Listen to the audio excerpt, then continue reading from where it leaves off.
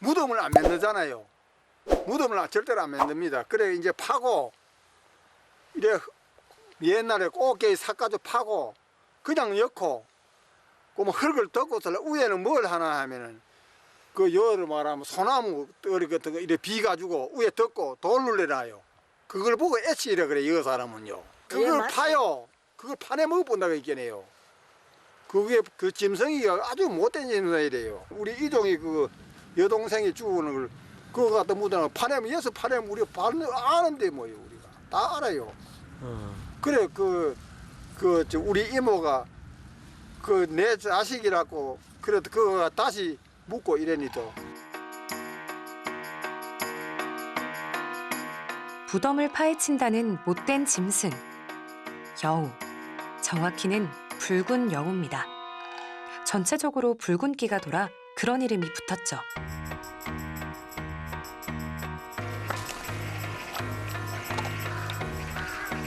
여우는 늑대, 너구리와 함께 객과에 속합니다. 사체도 마다하지 않는 청소부 동물입니다. 모든 육식성, 잡식성 동물은 사체를 먹습니다. 사람의 무덤을 파먹는 것은 뭐 다른 존재, 멧돼지도 굉장히 기본적으로 오소리, 뭐 너구리 많이 파먹는데 왜 우리 조상들은 여우가 무덤을 파먹은 것인가? 여우도 사람의 시신을 발견하면 먹었겠죠. 허이 없는 사람은요. 옛날에 저걸 못해요. 곽 같은 거 할 수가 없잖아요. 그냥 고마 입은 대로 해가지고 고마 시체를 그냥 갖다 여는다고 있겠네요. 그래 무덤을 맹글어 놓잖아요. 뚫고 들어가 다 파내 먹어요. 여우는 기본적으로 햇볕을 쬐는 것을 좋아합니다.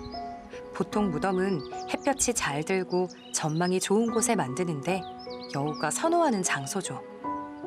당연히 무덤 주위에서 다른 동물보다 눈에 많이 띄었겠죠. 무덤 파는 여우라는 전설이 생긴 이유죠. 어쩌다가 목격되고 체험된 그 모습들이 이야기화되면서 구전되면서 시신을 파먹는, 무덤을 파먹는 게 대표적인 게 여우로 이야기되지 않았을까. 땅을 파고 굴을 뚫는 동물은 여우만이 아닙니다. 사실 오소리는 여우보다 훨씬 땅을 잘 팝니다. 오소리가 무덤을 뚫고 굴을 파놓은 모습입니다. 옛사람이 이 모습을 봤다면 여우가 무덤을 파내고 시신을 파먹었다고 생각했을 겁니다. 여기저기 소문도 냈겠죠.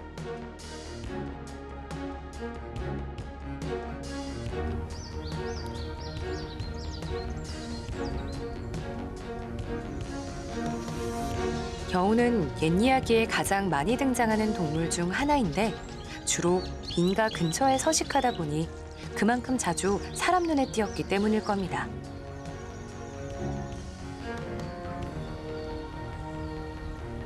여우는 아까 이제 생김새도 좀 귀엽고 그다음에 또 하는 행동도 하늘로 펄쩍 뛰어올렸다가 쥐잡아먹는 이런 모습 보면서 굉장히 영특하고 깜찍하고 교활하다.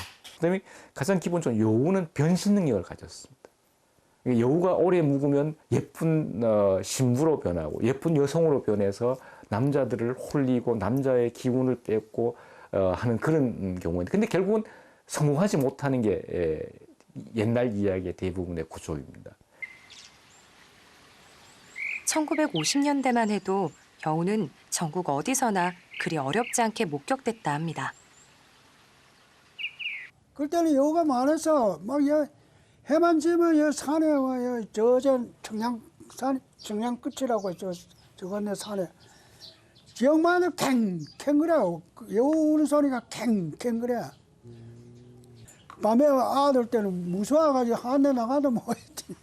매산댁인데 옛날에 올무를 누가 낳았는 모양이라 올무를 그래 낳았는데 그게 모간지가 헐케가지고 집이 이래 들어왔더란다마는 올무를 이래 뺏겨줬다네 불쌍해가지고 다 죽고 기진맥진 할게네 오늘 뺏겨줄게 그게 죽어붙더란다마는 여우가 보한 여우가 내려왔더래.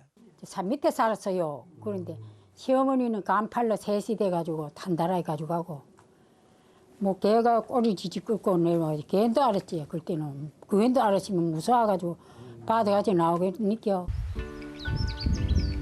여우가 특히 사체를 좋아한다는 말은 사실이 아닙니다. 톡톡 뛰는 메뚜기를 잡아먹는 모습입니다. 사실 여우는 쥐부터 곤충까지 살아있는 먹이를 선호하죠. 다른 먹이가 없으니 사체라도 먹는 거죠.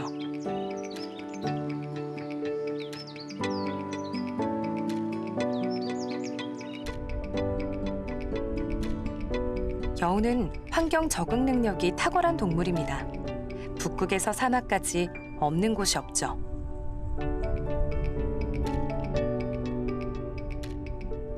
번식력도 뛰어나죠. 보통 4마리에서 8마리, 많게는 10마리까지 새끼를 낳는데 암수가 함께 공동 육아를 합니다. 당연히 새끼의 생존율도 높죠.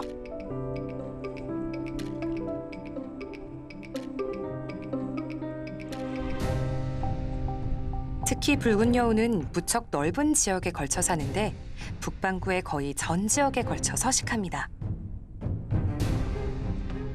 해발 고도 3,800m대의 히말라야. 이른봄, 짝짓기 중인 여우를 만났습니다. 여우는 자연에서 천적이 많은데 특히 검독수리, 초원수리 같은 맹금류가 위협적입니다.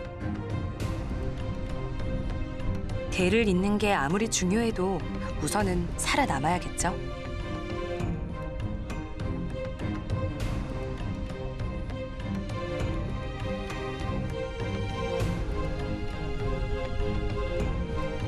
설마 이런 곳에 싶은 곳에서도 붉은 여우는 살아갑니다.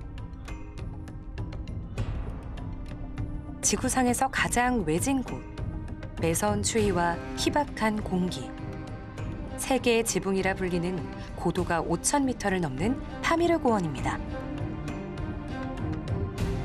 파미르에서도 여우는 건재합니다. 이토록 생활력 강한 여우가 유독 우리 땅에서만 사라진 이유는 뭘까요?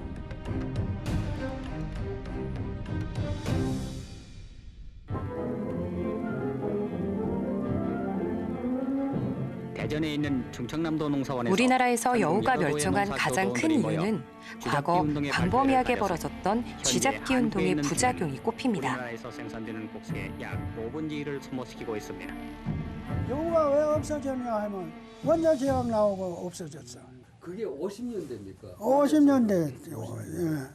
쥐 잡으려고 나온 게 제약을 먹고 쥐가 죽거든. 예. 그쥐 뜯어먹으면 또 죽어. 또 죽으면 또 그 짐승 죽으면 또 그거 뜯어먹으면 또 죽어. 그 서이 죽어 서이. 원자 제약이. 그렇게 독했어. 옛날에만 해도 쥐약이 굉장히 독했어. 그게 3분까지 죽는다 그래요. 그러면 그때 쥐약 먹고 여우들이 많이 죽었나요? 죽었지.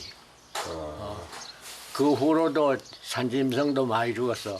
여우, 늑대, 살갱이. 여우 멸종을 쥐잡기 운동 때 쥐약에 의한 2차 피해만으로는 설명하기 어렵습니다. 죽은 쥐를 먹는 동물은 여우만이 아니기 때문이죠.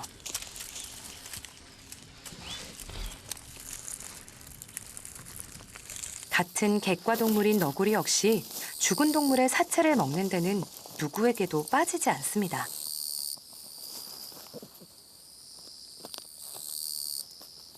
너구리 외에도 오소리, 담비, 살쾡이 모두가 쥐약을 먹고 죽은 쥐 사체를 먹었겠죠. 하지만 여우를 제외한 다른 동물은 지금도 건재합니다. 그런데 왜 유독 여우만 사라졌을까요? 우리나라에 원래 여우가 그리 많지 않았다는 주장도 있습니다.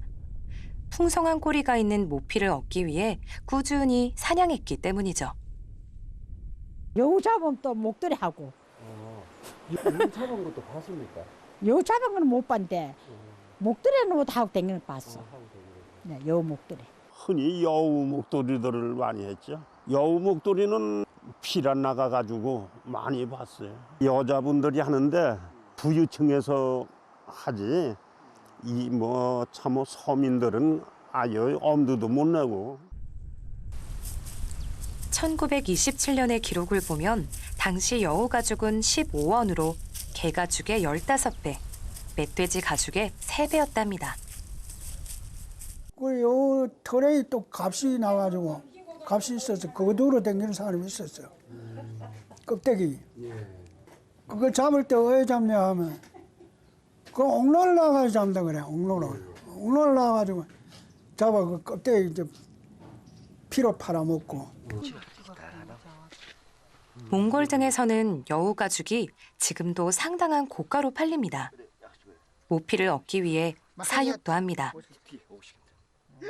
우리나라에서의 여우 멸종은 모피를 얻기 위한 사냥과 쥐잡기 운동 두 가지가 영향을 미쳤을 겁니다.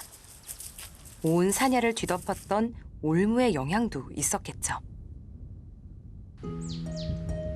언제부터인지 여우는 보이지 않게 됐습니다. 확인되지 않는 목격담만 가끔 나왔을 뿐이죠.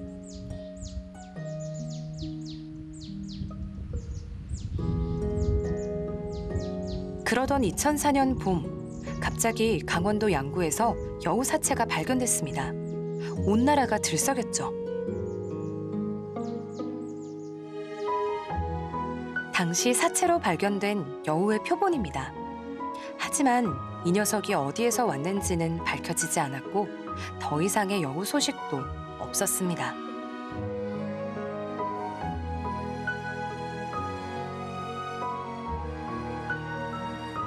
(2010년부터) 소백산 지역에서 멸종된 여우 복원이 시작됩니다.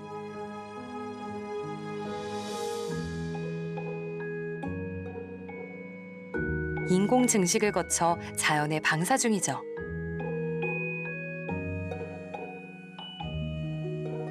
여우는 원래부터 우리 땅에 완벽히 적응한 동물입니다. 방사한 여우로부터 야생 여우도 태어나고 있죠.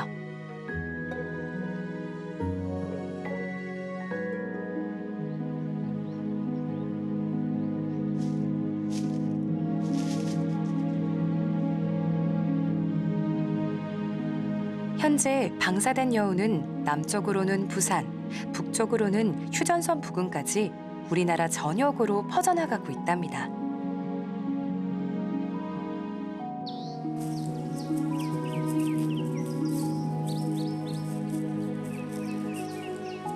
이제 우연히 여우를 만날지도 모릅니다.